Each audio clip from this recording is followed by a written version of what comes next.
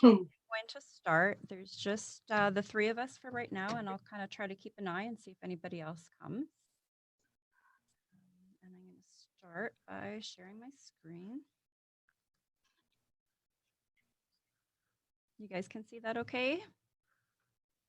Oh, now it's telling me, do I have someone? Yes. Okay, perfect. And you can hear me okay?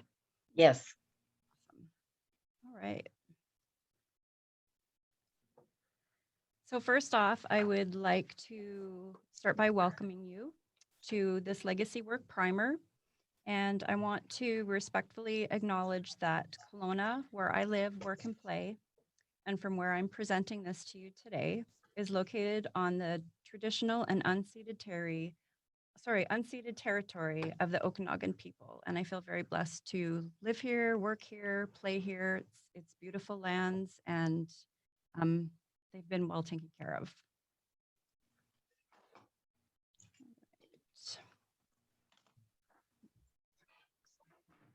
So today we're going to cover what is a legacy, a few of the regrets of the dying, and how legacy projects can help lessen those regrets.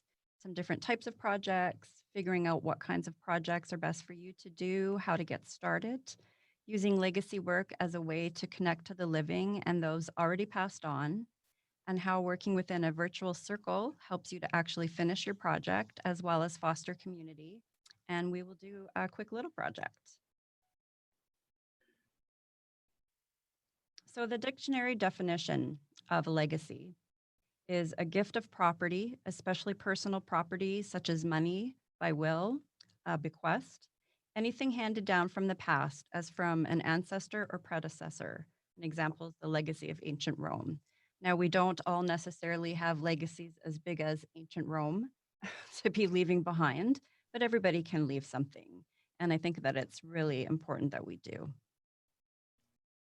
Has anybody that's here started on any kind of legacy projects or done anything like this before? No. Okay. No.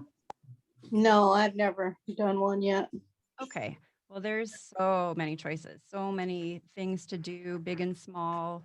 Um, a lot of people think of legacy projects as um, or legacies as just leaving money, but it doesn't have to be that. And not all of us have tons of money to leave, so it's lovely when we can work on personal projects to be able to share. Um, what does it do for our loved ones? Well, it's a way to allow people that we care about to still feel a connection to us after we're gone. You know, it's so hard when someone passes away. You worry, you have this worry about losing that connection. And we don't, but having things that you can hold or see or go back to really helps people to keep that connection going and helps alleviate some of that fear of, oh, what if I forget?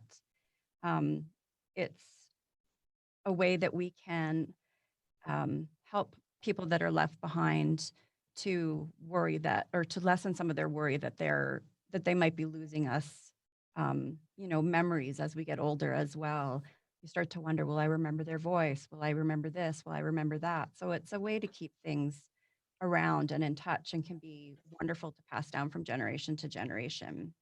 And also, legacy projects can be really important because they can help give some history. Um, I mean, they give us peace of mind, they give us connection, but it also can give us answers to things, whether it's genealogy, genetic predispositions to diseases, which a lot of those things are often in other documents, but they can be worked into legacy projects as well as far as even something like a journal or letters written and different things. It's important to know those things from our past and to be passing those down to other people and to help them make some of their decisions in their lives. And it might even be something like where the treasure is hidden. Maybe we can leave a treasure map. Go here, find this. Um, it's it's something that I think we should all be working on, and the sooner the better. The sooner we can work on these things, the better. And what does it do for us? Well, it gives us peace of mind, knowing that we've left something of ourselves, knowing we've maybe said the things we wanted to say, opportunities to say goodbyes or make peace, make amends. ask for forgiveness if it's something that we think we need to do. Tell stories. You know, it's a great way to have symbolic immortality. And what that is just something that lives on after you've gone. So in a sense, you live on forever. And that's really important to a lot of people. We don't want to be forgotten. And sometimes maybe younger people aren't as interested in hearing stories and different things. I have everywhere from a 12-year-old to a 21-year-old and a couple of step men, I call them.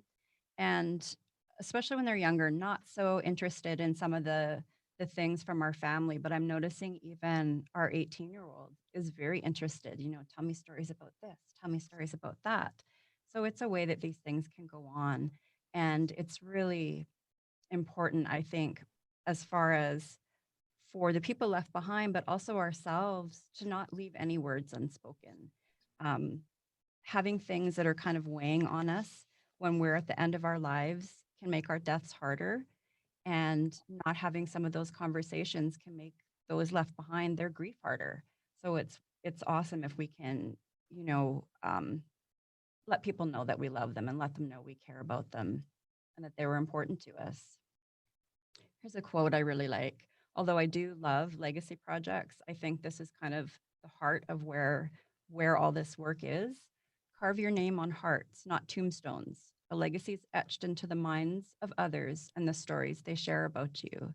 And I've seen lots of different things about legacies are like footprints on the soul and all these different things. And certainly, even if someone doesn't leave a specific project behind, they will leave memories and different things, you know, that people can go back to and they might pass down wisdom. But when we can have it in actual projects that we can see or hold or touch, then it makes it that much easier to remember those stories and pass them down.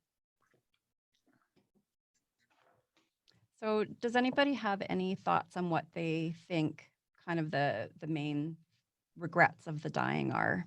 You can speak up or put them in the chat if you like, if I can find my chat.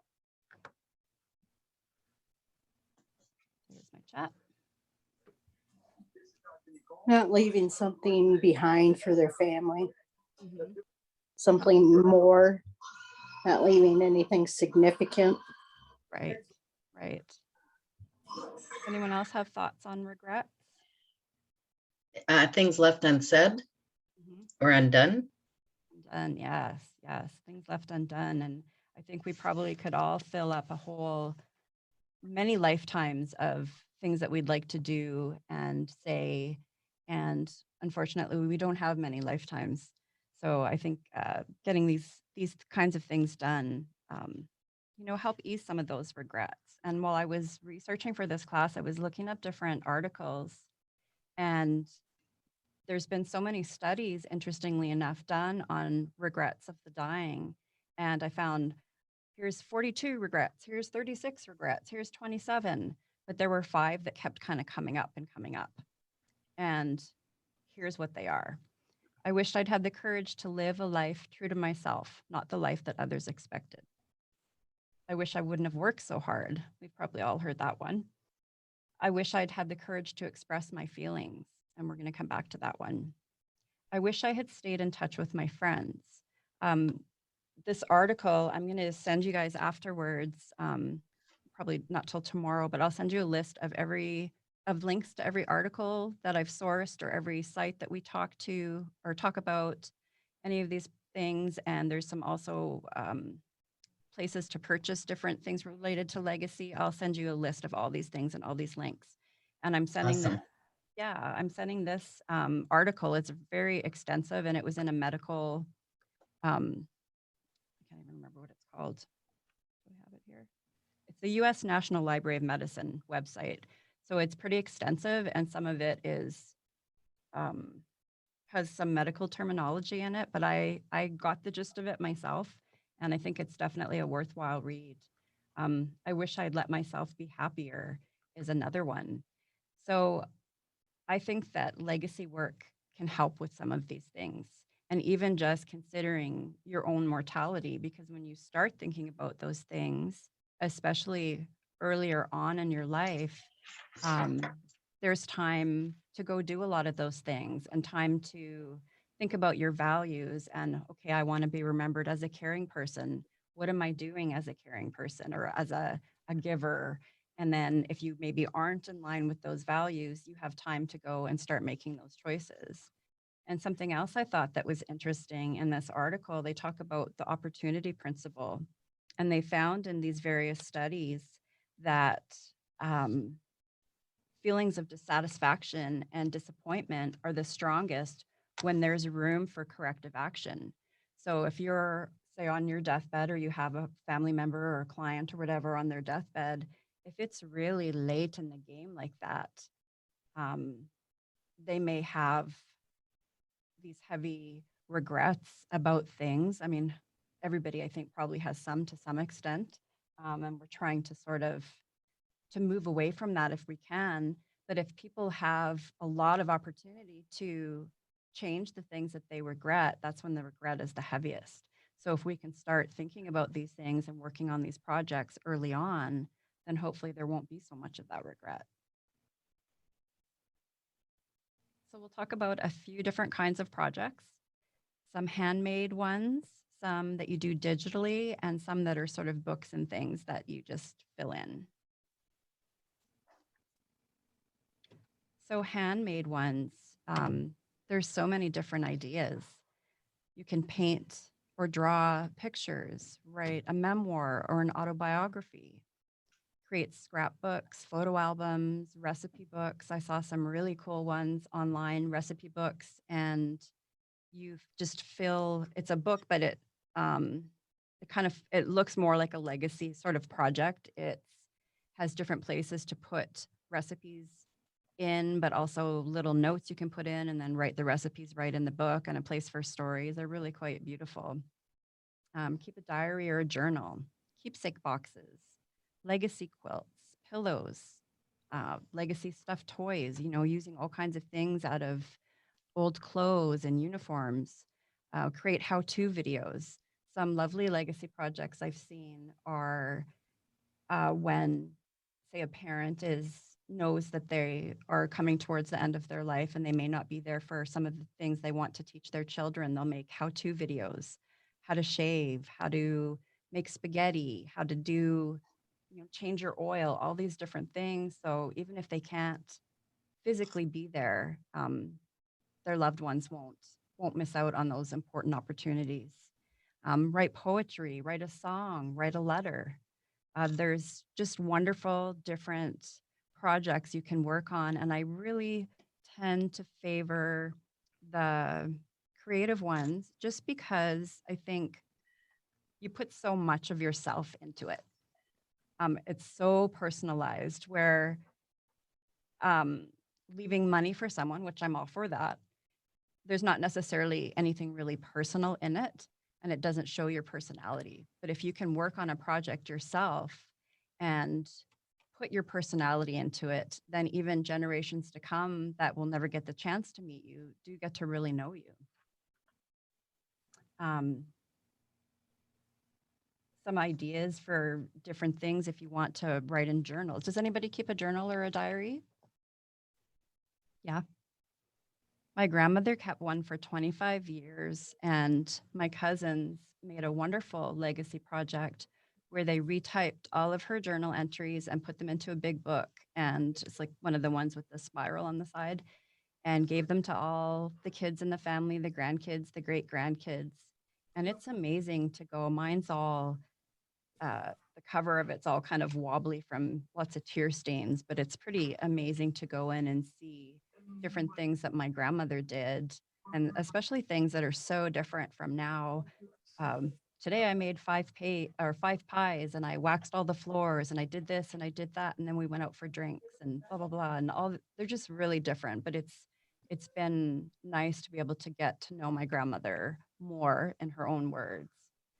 Um, Words of wisdom can be shared, common sayings in your family. These are some in this picture here, some rocks where people have just decorated them and left them.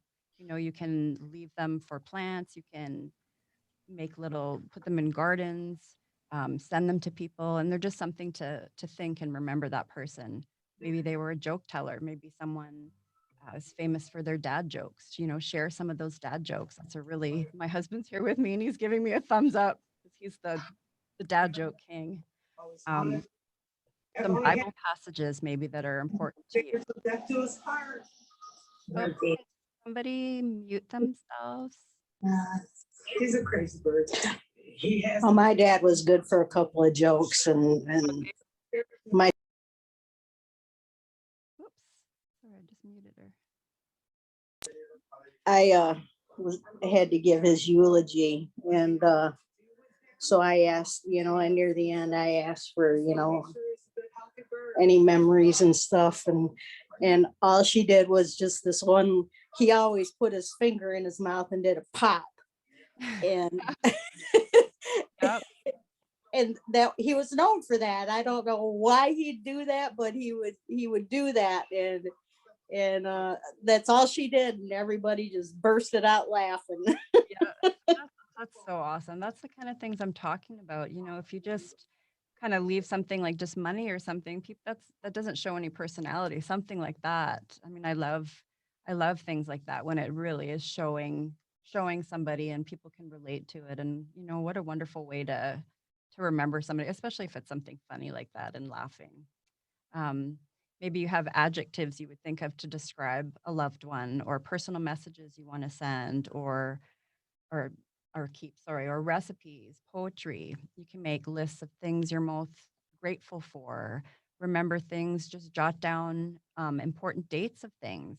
It's kind of funny. My husband actually, his mom, her father left a diary and it would say all these different things. And he would say what the weather was, what the price of whatever was at the time, milk, different things. And the day she was born, all it said was Helen born. And I think it maybe said how much she weighed and the temperature. And it's kind of funny because that was his personality. But even just writing down, things that happened. Today was the day. And with my grandma's journals or diaries that she kept, it's really fun to go in and look and read some of these things. Today we did this and this at the park and we happened to see a deer and they kind of jog my memory and I can see all these things and it takes me back to just a really great place. So all these projects are things you can do about your own life, about other people's lives, um, and they're great fun to work on as well. One of the things that's really fun also is to use somebody's clothing. Now, this was something I made. Next time, I think I'm going to make the peace sign thicker, but these were just pieces of material I had, and I wanted to make something with my mom's clothes. I saved quite a few clothes after she died, of items of clothing, and I wanted to test this first and see how it worked. But something that I have up every day, I see it every day when I sit outside and have my coffee. And I mean, I always think of her. And I've had some of these clothes for a long time and they don't fit me and I don't think they're ever going to, but I would still like to be able to see them and, just kind of remind me that she's there. Some of the things that you can use um, for old clothes, maybe there's favorite clothes. They can be made into quilts. Does anybody quilt or do any kind of crafts? Oh yeah. Yeah. Okay, that's a Our family's big into crafting and quilting and wonderful. Wonderful. Where have you ever made any kind of quilts with family? I worked on quilts with my mom and grandmother. So I know how to do all that stuff. Awesome. Well, you could use favorite clothes, concert and band shirts, work uniforms, sports uniforms, Halloween costumes, holiday wear, um, parts of baby blankets. I've seen some where they've sewn costume jewelry right on, fishing and hunting clothes. Mm-hmm. And do them where you put little pockets and you can have guitar picks in there or something, something that meant something to that person that has to do with hobbies that they were interested in. There's a lady, Stephanie Grams, who works for International Doula Life Movement. She's an instructor for Anna over there, as I am as well. And she makes these memory bears. I don't think this Yep. one here is specifically hers, but she's teaching a wonderful class about how to make this a whole business. And she does some really, really beautiful things. Um, and a wonderful way to do things, especially if you have someone that has had a lot of um, uniforms or a favorite shirt or something that was really important to them. And I've seen some of the memory bears done like they're wearing little military uniforms, and they'll have the person's different what do you call them? What are the things you sew on? Like they're the patches, their stripes and the different things that they have. You can also look on Etsy and different places. There's so much material. So if you have someone say that's a movie buff, you can get movie posters that are actually into material, or little scraps of fabric like this one, 12.34 a yard. Most of these prices are Canadian, just because I was doing prices originally that were Canadian and US, but most of them are so close that it doesn't really change a whole lot. But there's lots of things you can find, and a quilting group, to join a quilting group or some kind of crafting group where families can work together and show what they've been working on is awesome too. Yeah. Once we sell my father's home, I got a big project I'm gonna end up taking on. I promised the rest of the kids and my siblings in the family that my father has taken. His hobby was filming and all the family get-togethers, and he had a huge collection of VHS tapes and everything like that of all the get-togethers of the family and everything. So I told him I would send all them in and get them put on like a thumb drive, or get them digitized into a you know a manageable format. Mhm. Yeah. Yeah. And that's a wonderful thing about a lot of those things too, is even though technology upgrades, it doesn't mean those things are lost forever. So they can be put onto a different format, and down the road, I mean, they may degrade in quality if you're doing it over and over and over again for the years, but they can still be there. And to have somebody that's kind of your family historian, our son is that for us. And it's wonderful. It's so wonderful. And what a great gift to be able to share with your loved ones. Yeah, I told them it was up to them to pass it on down to their kids. I'm Right. just doing it for our siblings. I'm not Yeah.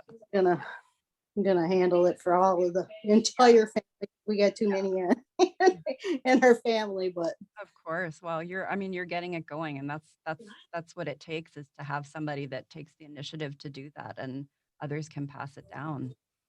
Some other craft things that you can do. Michael's has all kinds of shadow boxes. And I had a picture of one that was just beautiful, but it was so low resolution I couldn't use it. But it's for somebody that bakes a lot. So they had an actual rolling pin in it, some of the metal cookie cutters, some actual handwritten recipes. And I mean, there's some really cool and fun things that can be done.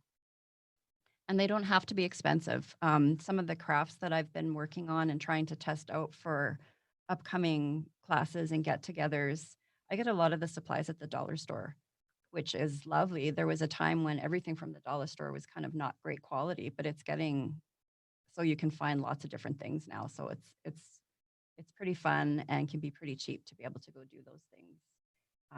There's some examples here of ones that somebody saved all the tickets to all the movies. Um, what fun is that? Gardens too, memorial gardens.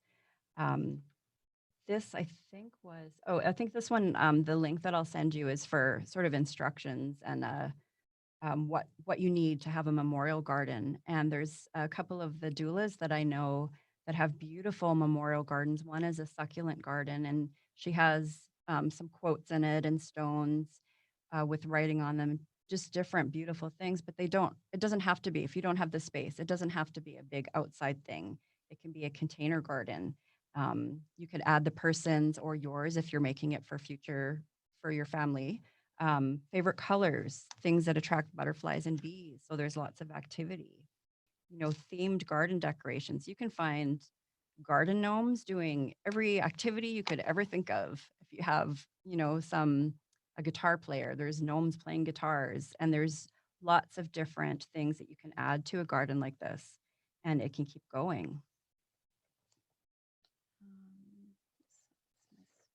Yeah. I'm sorry? Oh. Does anybody have any questions? Is anybody a gardener? No? I'm a gardener. Oh, yeah. Yeah. And do you have certain types of flowers or plants or fruits and vegetables that are your favorite? No, not really. No. Well, if you could hand down, not necessarily down and down because they won't last, but seeds, and keep a gardening dictionary or an encyclopedia journal. And you can share some of those things with your family and loved ones too. So maybe, I'd love to think of her again, and things that smell, flowers that smell strong can help evoke a lot of memories as well. You can order stones, all kinds of stones. You can even get some at the dollar store nowadays, but you can get some where you order them. Even Walmart has them where you fill out what you want to be put on them, and you can have, Bible quotes, the person's what their lifespan was. They have here Albert Griffin, 1926 to 2010, quotes, just anything to do with that person, or like this person had done here, decorate them yourself. You just have to make sure, obviously, that they're protected, that if they're out in the rain or something like that, or out in the snow, that they won't get ruined. But gardens can be a lovely way to remember someone, and, have your loved ones come in and they can work on them. They can grow them. They can continue them on. You can also get some kits. Now, this one's more meant for kids, but there's no reason adults couldn't use it, or something to do with children or grandchildren. Help them make some of these stones, these stepping stones to go into gardens. Okay, so something else you can kind of do by hand: memoirs, autobiographies, and timelines. Now, a memoir is generally a specific event or time period, and how those events and time periods affected that writer. And they're less formal. It's more like a story. Or you can write an autobiography. They're usually detailed, chronological events. They'll cover a whole life. They'll have dates, times, places, facts, all kinds of information. And some people even do timelines. It can be like an autobiography, but often more visual. Here's an example of one where this is more of a wedding timeline, an invitation, but I've seen them done also um, for a legacy project to leave behind. This is the year mom and I met. This is when this happened. And some people add photographs. I even saw a lovely timeline that was done, and it was hung on a fence, and it had pictures from birthdays and all these different things, and a little, sort of like a little sticker almost underneath that said the dates or something about them. And then they took a photograph of them and of this project, and then had it printed and put into a big frame that they hung on the wall. So that can be something fun too, and I know we do this a lot. Hey, when was it that my husband's mom, when was it that this and this happened? And when did she take this trip? So we generally call his sister Letha because she's the one that remembers all these things. But, sitting down and making a timeline like this might not be a bad idea, especially for our kids when we're gone and they want to know what year was it this happened, or how old was mom and dad when this happened, or how old was grandma. So to have something visual like this, and they don't just have to be something plain, they can be quite beautiful. Now, these are some digital ones. If you have not gone to the website canva.com, it is so much fun. That's what we do most of our presentations with at International Doula Life Movement, because you can do them from scratch, but they have hundreds and hundreds of templates. So I just took this template on the left and plugged my own photos in, changed the color a little bit, changed the wording, and it's something that we can print off and put in a book. And there are so many companies as well where you can sign up and you just send them all the photos over the internet and they'll print a lovely book for you. And there's different sizes, they can be hardcover, softcover, and all kinds of prices. And what a fun way to do it too. And people don't seem to use photo albums as much anymore. And I know in our family, they're big, thick, bulky ones, but you can also get them made into these books and they're easy to store. Um, they're easy to carry, they're easy to pass down, and you can make multiple copies of them, which is always really fun. Does anybody have a lot of photos kind of stuck in a box or in somewhere away that you don't know what to do with them? So many photo albums photos today are digital, and I really miss the days of when we had them all printed off and could look through them. And they look different, they smell different, and there's just something about holding it in your hand that's still quite lovely. And you can even take, if you have a lot of photos on your phone, you can even go to a lot of places and just plug your phone right into them and start printing. So if you do want those hard copies, you can have them. Yeah, we're doing this from Staples today, the Staples Business Center in Kelowna, and they do that kind of stuff. Office supply places will do it. Walmart does that. This is one up here that our sister-in-law made, our family history, and it's getting a little worn. It was passed around at my mom-in-law's funeral. She made several for the family, and the good thing about these two is once they're done and they're saved, if you want more printed off, it's generally fairly easy to do if you still have it. Here's some different price ideas. Shutterfly, $10 and up. Photo Books Canada, Walmart Photo Center. Those ones are around $55, and they can get pretty expensive depending on what all you want to put in. And if you have text as well and glossy paper, not glossy paper, but they're a fun way to keep photos together and organized. And if you do have them in boxes, get them out of those boxes. Has anybody ever made anything with photos, gotten them printed onto anything? Coffee mugs and things like that? Yeah, that's something we like to do in our house. And we tease my husband that he has too many coffee mugs, but a lot of them, here's my coffee mug, but this isn't a printed. What is this one?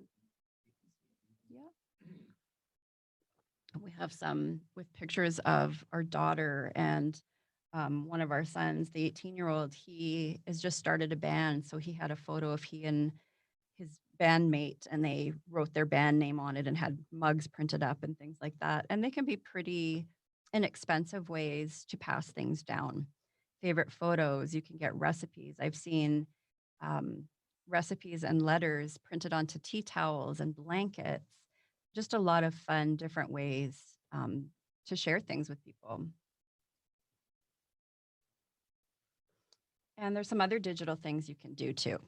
And these are starting to come up more and more, especially with the pandemic, so that people can be communicating when they still can't necessarily be together.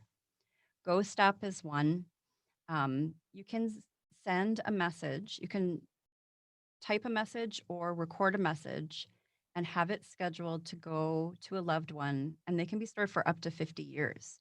So if you wanted to do something where you had a grandchild, say, and every birthday you wanted them to have a birthday message, you can store all these messages and they can get them on their birthday just like they would if you were there. This one is about $14 US and up for about 500 gigabytes. It's a fairly straightforward one to use even for people that aren't super digital savvy, but an even easier one is Record Me Now. And I love Record Me Now because this one took about 5 years for them to create it. I can't remember the woman's last name right this moment, but her name was Gabby, and she's a in the grief field, a grief therapist and counselor. And she was noticing after doing a bunch of interviews for many years with children or adults who had lost their parents as children, that there were so many things that they didn't get to ask and didn't get to learn. So she came up with these questions, and you can go to this Record Me Now app I couldn't get it to work on an Android, but I did get it to work on my iPhone, and I got it to work on my computer. And you go to record me now, and it has a series of questions, and all you have to do is hit the record button and answer the question. The question stays up there. There's even little descriptions underneath of why it might be important. And there's all these different sections. There's about me, about, I think, relationships is another, about career. And you can choose to either answer it or skip it. And then when you're done with the whole project, you can come and go. You don't have to finish it all in one sitting, which is really good because some of these things are, I mean, there's a lot of things to cover if you're trying to answer questions for someone. And this one, they say that they're always going to keep it free because they just think it's so important to be able to pass these things down. And the questions are fairly easy to answer. You can make the recordings as long as you want. After you're done, you can watch it right away. If you don't like it, you can re-record it. And then when you're all finished and you're happy with it, you can have it printed onto a DVD and you can share it with your loved ones. Now, this one, After Cloud, Darren Evans created this. He's in the UK, and his mother-in-law passed away when his mother or his mother-in-law passed away when he and his family were on a weekend away or a week away, and they had been taking care of her, and she was pretty ill, and they were having sort of a respite, and she passed away while they were gone. And he was in the tech sector, and his 11-year-old son said, "Dad, like, we didn't get to do this. We didn't get to say this. I didn't get to say goodbye. I thought we'd have more time." So he said, "Why don't you make an app that people can use?" So that's what he did. And you can record your voice. There's a section where you can write or dictate letters. You can put images up there and then voice over the images. You can do videos right there, and you invite people, you share them as a moment. And then you can also appoint someone to be the companion. I believe they call it the companion. So that person will take care of this for you once you're gone, and you can decide ahead of time when you want things released, and this person can go in and they can make sure everyone's getting your messages and different things, and they sort of look after it for you. Now this one, the prices vary. You can get a free account, and it will let you do messages up to 3 months ahead. If you want longer, you can keep up to 5 years. There's a few different levels.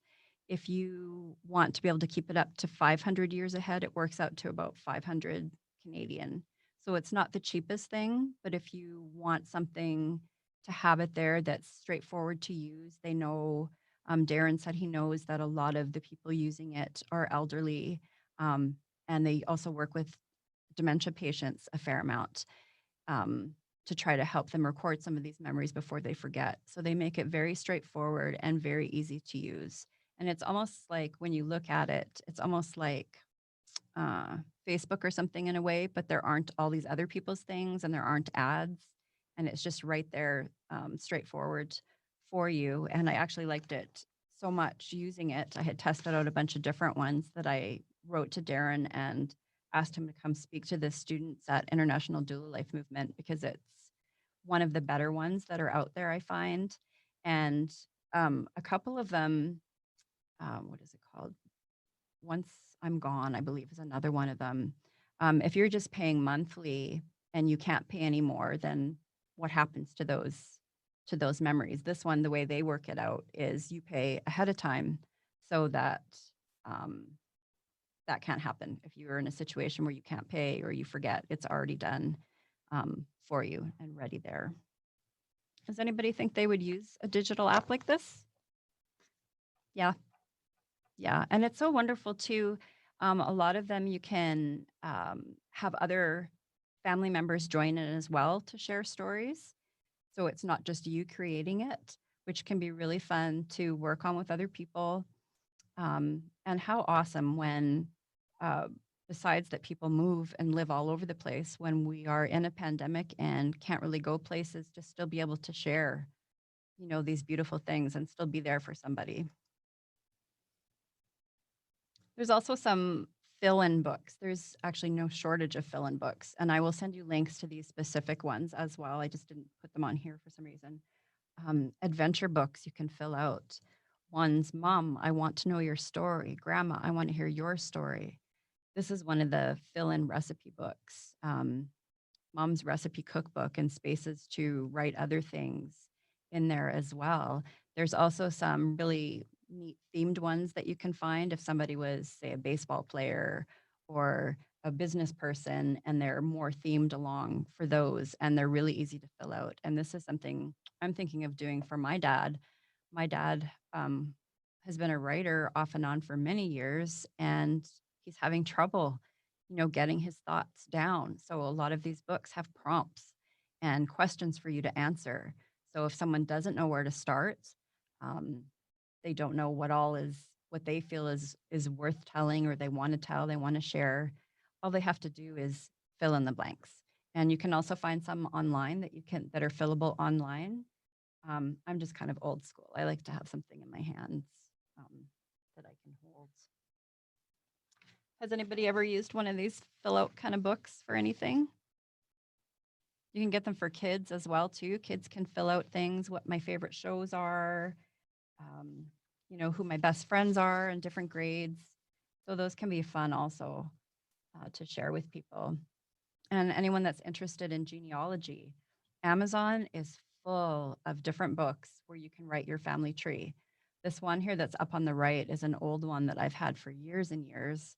And I find a lot of them don't leave enough space, but this one is actually pretty good. And I noticed that more and more they're starting to have where they have more space to write or additional pages to add and places to put photos and things like that. This one is actually the one on the left. Our family tree is a chart you fill out, and it's big and huge, and you can put it in a big frame if you want to have it. I've seen some other family trees also where people have put pictures right on a tree, an actual tree, and they take photos of that and create little spaces for the digital version of it to be filling in those blanks and pass down your family tree. There's some creative ones as well, similar to the tree one, only this is a tree in your house on your wall where you put photos in there, and it doesn't have to be a family tree. I mean, this one just shows family, but it could be used for a family tree. You can also order on Amazon all these different styles of family trees to fill out, and some of them will send you several copies in case you make a mistake, and some of them are even kits that you just fill out, and they give you tips on researching, where to find information, how to share them. And genealogy can be just really a fascinating thing to work on and can become big projects that go on and on for a long time. But it's wonderful, to be able to learn some of these things. We recently learned that I have ancestors from Russia. So we were talking the other day how cool it would be to go to Russia someday. My husband has been there, but the kids and I haven't, to go and, track down grave sites and different things where some of our ancestors may have lived. It can be really fun to do and something to pass on. Has anybody worked on a family tree? Yeah. Yeah. And where do you find your information? Have you had to go to family members, or there's different websites you can go to? Family members and ancestry.ca. Ancestry.ca. And you that one, I've used it a little bit, not tons. My sister used it quite a bit. So for ancestry.ca, if I remember correctly, the information that's on there is either public record or it's what other family members have added to it. Yes, both. But you have to pay every year. I got it because we did the DNA thing, and then it came with the free year and then I got a contact from about a third cousin. I don't know what y'all call, and she found me on Facebook. So we've been sharing information, and she's sharing it up to her family, and I'm sharing it to my family. So oh, that's so lovely. Yeah, that's lovely. So I had sent out an email a while ago to a bunch of people that I have on a list that were interested in legacy work. And I said, what is the biggest thing that keeps you from doing legacy projects? And the number one biggest thing was, how do I get started? There's just so much out there, so much information, so many different things you can do. So I would suggest trying, if you know that you like doing crafting or quilting, then pick something that you're comfortable with, a medium that you're comfortable with. Or there's lots of classes you can get, especially with the pandemic now. There's so many online classes you can take for free or for really cheap to learn how to do different things. And, for a lot of us, now is the time.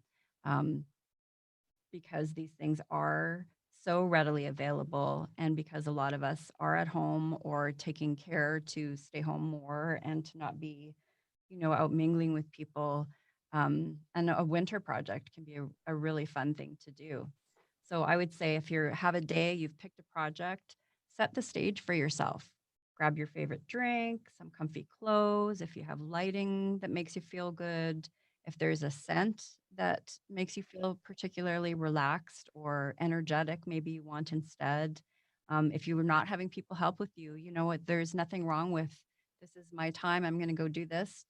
Don't disturb me for a while, so that we don't sort of start and not finish, and do things to get into that creative state. Maybe for some people, it's listening to music and doing housework or dancing, meditating, um, praying, listening to something uplifting. You can look through old photos to sort of get yourself in the mood. Now, a big thing too, I think, is if we're writing something about ourselves or creating a project about ourselves, and oh, I don't know what I should say or what I should share. If you think about somebody from your life that has already passed on, and are there questions that you wish you would have asked them or things that you wish you would have known about them, and start kind of asking yourself. You can be almost like a reporter questioning or reporting, sorry, interviewing yourself. Um, where was I born? Where did I come from? How long did I live there? Was I a city person? Did I go away from school or for school? There's so many different things. Whatever you would like to know about someone else, somebody's going to want to know it about you. Yeah. My husband's saying you can meditate and just, think on it. Ask them, what is it that you would like to know? And ask people, you know, ask your children or your loved ones, other loved ones, what's something that you would like to know that maybe I haven't shared with you, and start having those conversations. It can be scary. We do not necessarily want to talk about end of life things because it is scary, but honestly, leaving it just makes it scarier when the time comes. So if you can reach out to people and, find out things that they would like to know or what you can share, and interview if you're doing a legacy project about someone else in your family. Ask them questions, get to know them, everything, who, why, where, what, when, how. Ask all those questions and have those discussions. And if you're interviewing someone else in your family, that and helping them work on a project, that becomes part of your legacy as well. An outline can help, writing the steps of what you're going to do, what you would like to include in it. A timeline, setting a timeline for yourself. I'm going to work on it every Saturday for an hour for however long, and schedule it like you schedule a doctor appointment. Make the time. It's important too. So make the time to do it. And if you can enlist help, that's wonderful. So supplies, craft stores, big box stores, drug stores, online supplies, wholesale. You can find things around home, ticket stubs, napkins from places, postcards. There's just no shortage of things you can add to these different projects. Garage sales, sorry, thrift stores, Facebook, teacher supply stores. There's just no shortage of supplies that you can use to make these projects multimedia. And these these stories that we tell through words, through pictures, through videos, they give us a way to hold on to them forever, and those stories all become part of our stories. Does anybody have any questions or any comments before we just go on to the activity here, and then we'll wrap things up a bit? No. Okay. Let's just see here. All right. So if you have, oh, sorry, I forgot about this part. virtual circles. This is something I've talked about before, and I've had some people asking about it. So I have been thinking about having sort of a legacy circle where we can meet however often, or even post messages. Maybe it's a Facebook group of projects we'd like to work on, or share ideas for projects, get feedback, share resources. Hey, I found this great place to buy this, or I found a new way to do this, and also to help give us some accountability. Generally, when we share our ideas for projects with each other and say that we're going to do them, if we have mentioned that to someone, we're more likely to keep going with them. So if anyone's interested in that, let me know and we'll have you join the group. Okay, so for our little quick project we're going to do here, I would like to write a letter to a loved one. So if you have a pen and paper or a document that you can open, and I would suggest for a letter, pick somebody that you care about, and it can even be yourself. It can be somebody that is with you still, somebody that's passed on. I had one lady who wanted to write a letter to an unborn child, another who wanted to write one to a child that didn't make it out of the womb, a child she never actually got to hold, but obviously loved him very much. So I would suggest starting it with a lovely greeting.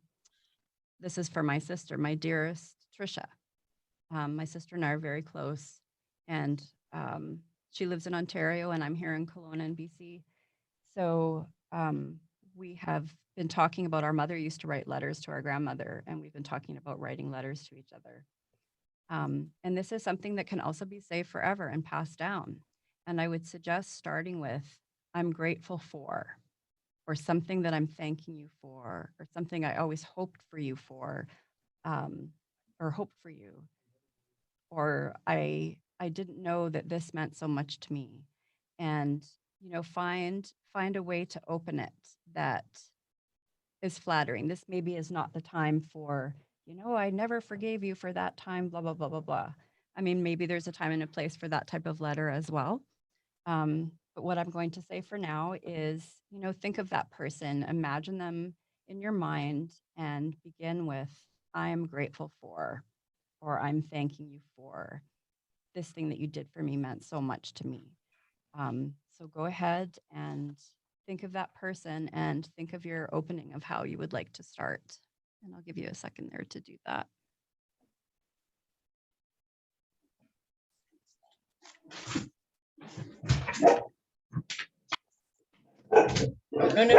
No.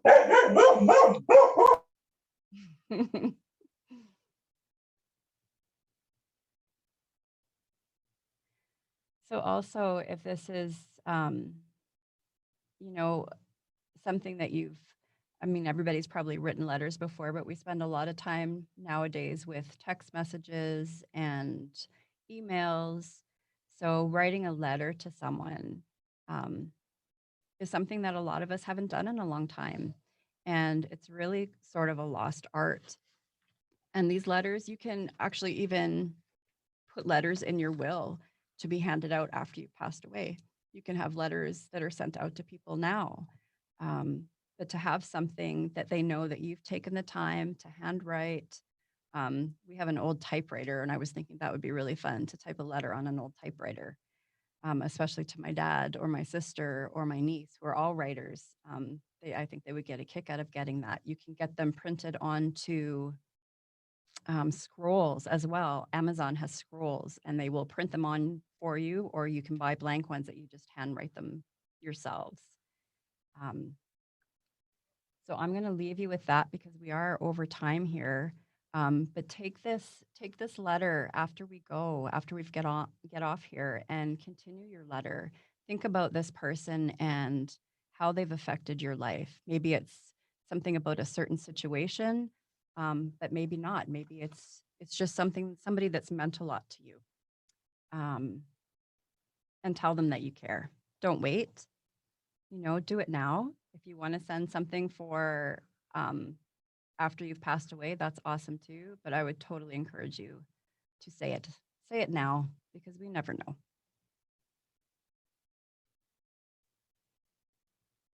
Okay, does anybody have anything else to say here or ask, comment on? I would like to thank you. This is a great starting point. I'm just brand new to this, and the information was amazing. So thank you so much. You're welcome. I will get that email sent to you guys with links to everything that we've talked about, where you can buy them, direct links for those. And I am doing a fuller class, an intensive, and we'll do a project each class. There's 3 classes in it. Sacreddeparture.com. You can go there to see my website and sign up for that if you'd like. And since you were here today, there's a $10 off coupon, and you just type in Legacy 10, capital L, Legacy 10 with no spaces, and that'll get you $10 off. And if you're interested in joining a group where we kind of work on things and share ideas together, just let me know. And on Facebook, I also have a Sacred Departure community. You're welcome to go on there and sign up for that, and I'll let you in, and we can share things there as well. So I see a man out here wandering around. I think I'm using his time in the studio, so I had better go. But I'm so glad that you guys came, and thank you for sharing, and have an awesome day, and write those letters. Write those letters, work on those projects. Thank you, everyone. Have a good day.